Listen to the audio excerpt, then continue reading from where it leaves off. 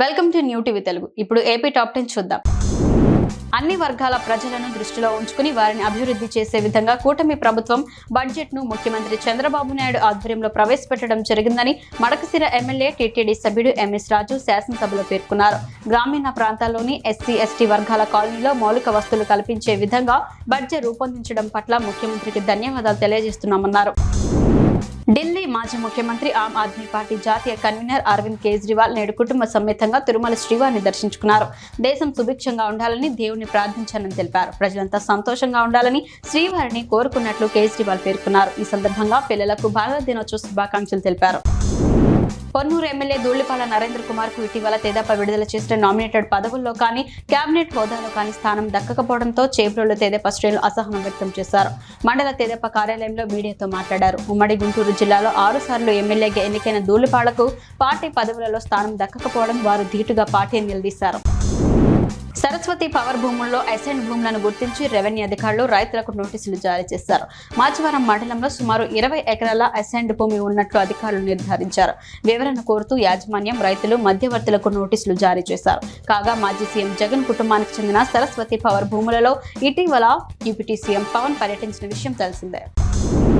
మంచి అలవాట్లతో సంపూర్ణ ఆరోగ్యం కలుగుతుందని, దానికి మించిన సంపద లేదని, పొగ తాగడం, ఆల్కహాల్ సేవించడం చేయకూడదని ప్రముఖ వైద్యులు లయన్స్ క్లబ్ శ్రీకాకుళం సెంట్రల్ అధ్యక్షులు డాక్టర్ బొడ్డేపల్లి సురేష్ అన్నారు. ప్రపంచ మధుమేహ దినోత్సవం సందర్భంగా శ్రీకాకుళం 80 అడుగుల కూడలి వాంబే కాలనీలో లయన్స్ క్లబ్ ఉచిత మెగా మధుమేహ వైద్య శిబిరం నిర్వహించారు. వచ్చిన రోగులకు పరీక్షలు, ఉచిత మందులు అందించారు. విశాఖ దక్షిణ నియోజకవర్గంలో కీలక ప్రాంతాలైన జగదాంబ జంక్షన్, మహారాణిపేట, రంగిరీజు వీధి తదితర ప్రాంతాలను 22A నుంచి మినహాయించి ప్రజలకు న్యాయం చేయాలని ఎమ్మెల్యే వంశీకృష్ణ యాదవ్ ప్రభుత్వాన్ని విజ్ఞప్తి చేశారు. ఆయన అసెంబ్లీలో మాట్లాడుతూ 100 ఏళ్లుగా లేని ఈ సమస్య గత ప్రభుత్వంలో ఏర్పడిందన్నారు. 22Aను ఎత్తివేయాలని విజ్ఞప్తి చేశారు. గత ప్రభుత్వ హయాంలో కావాల్సిన స్థలాలను అమ్మకపోతే 22A చేర్చానన్నారు. అమరావతిలోని అసెంబ్లీ నందు అద్దంకి టీడీపీ ఎమ్మెల్యే రాష్ట్ర విద్యుత్ శాఖ మంత్రి గొట్టిపాటి రవికుమార్ వైసీపీ సోషల్ మీడియాపై విరుచుకుపడ్డారు. వైసీపీ సోషల్ మీడియాలో ముఖ్యమంత్రి చంద్రబాబు నాయుడు, ఉప ముఖ్యమంత్రి పవన్ కళ్యాణ్లపై అసభ్యకరంగా వ్యాఖ్యలు చేస్తే సహించాలా అని అన్నారు. సాక్షాత్తు షర్మిలపై కూడా అసభ్యకరంగా పోస్టులు పెట్టారని రవికుమార్ విమర్శించారు. లావేరు మండలం గుర్రాలపాలెం గ్రామంలోని ప్రభుత్వ పాఠశాలలో బాలల దినోత్సవాన్ని ఘనంగా నిర్వహించారు. ఈ కార్యక్రమంలో ఉత్తరాంధ్ర చెరువుల పరిరక్షణ సమితి జిల్లా అధ్యక్షుడు జనపాల గోవిందరావు ముఖ్య అతిథిగా పాల్గొని మాట్లాడారు. ముందుగా జవహర్ లాల్ నెహ్రూ చిత్రపటానికి పూలమాలలు వేసి నివాళులర్పించారు. ఈ సందర్భంగా ఆయన మాట్లాడుతూ తల్లిదండ్రులకు మించిన దైవం లేరని, వారిని తప్పకుండా గౌరవించాలని చెప్పారు.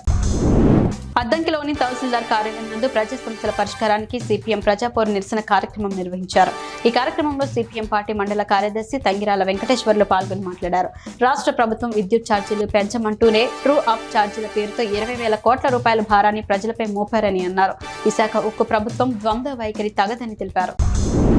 అద్దంకిలోని తహసీల్దార్ శ్రీ చరణ్, ఎండీఓ సింగయ్యలకు జిల్లా 108 కార్యదర్శి హరిబాబు సమ్మె నోటీసును అందజేశారు. అనంతరం ఆయన మీడియాతో మాట్లాడుతూ 108ను ప్రభుత్వమే నేరుగా నిర్వహించాలని అన్నారు. ప్రస్తుతం 12 గంటల పని దినాలను రద్దు చేసి 8 గంటల విధానాన్ని అమలు చేయాలని హరిబాబు డిమాండ్ చేశారు. చనిపోయిన ఉద్యోగస్తులకు 20 లక్షల బీమా సౌకర్యం కల్పించాలని ఆయన కోరారు.